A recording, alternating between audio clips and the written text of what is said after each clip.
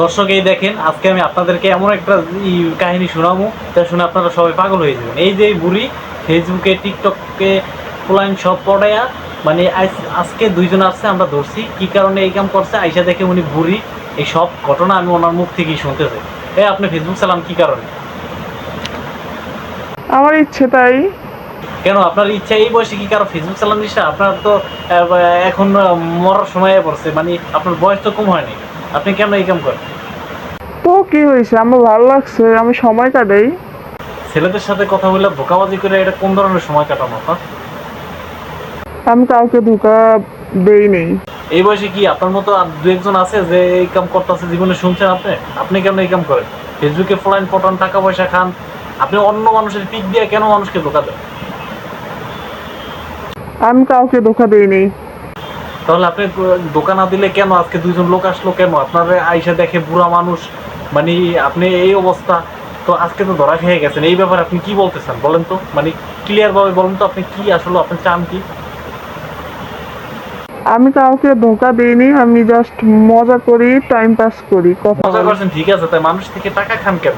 আপনি নাকি বিকাশে নগদে টাকা আনেন, আপনার কাছে কয় লাখ টাকা আছে এখন? কোনো টাকা নেই।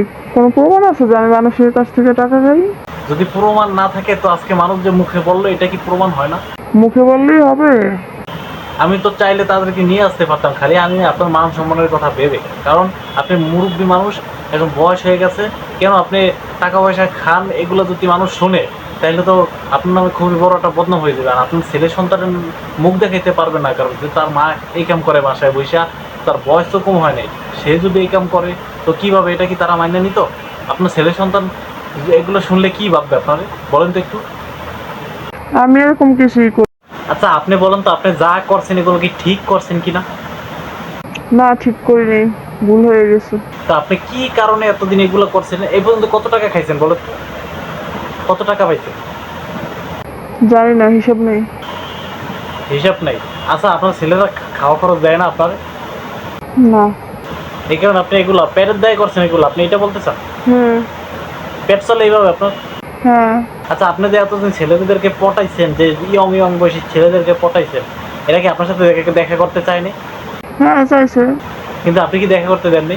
না। মানে কিভাবে এদেরকে, মানে এরা আপনারা বিশ্বাস করে এইভাবেই টাকা দিয়ে দিছে? হুম। সবাই তো আর বিশ্বাস করে দেয় না, কেউ দিছে কেউ দেয় না। আচ্ছা, তো আশা করি আজকের পর থেকে আপনি আর মনে হয় এই কাজে আর করবেন না। আপনার কি মনে হয়, আমি যেটা বলছি এটা কি ঠিক? যে আমি আশা করি আপনি আর এই কাজ করবেন না। হ্যাঁ, ঠিক, করবো না। আজকে আপনি ধরে গেছেন, আপনি যদি আজকে যদি মুরব্বী না হয়ে যদি একটা ইয়ং বেশি বেরোয় যান, আপনি জানেন আপনার জেল হইতো, জানেন আপনি? হুম, জানি। তো আমি আশা করি আর ভবিষ্যতে এই ধরনের করবেন না। তো দর্শক আমি আপনাদের উদ্দেশ্যে বলতেছি, এই ধরনের ভুল কেউ করবেন না। ফেসবুকে প্রেম প্রীতি এগুলো কেউ করবেন না, কারণ হচ্ছে আপনি না দেখে আপনি নিজেই ঠকবেন। তো আপনাদের উদ্দেশ্যে এই ভিডিওটা বানানো হয়েছে, এটা জাস্ট একটা ফানি ভিডিও করলাম আপনাদের সতর্কতার জন্য। ফেসবুকে কেউ কাউকে না দেখে কখনো প্রেমে জড়াবেন না।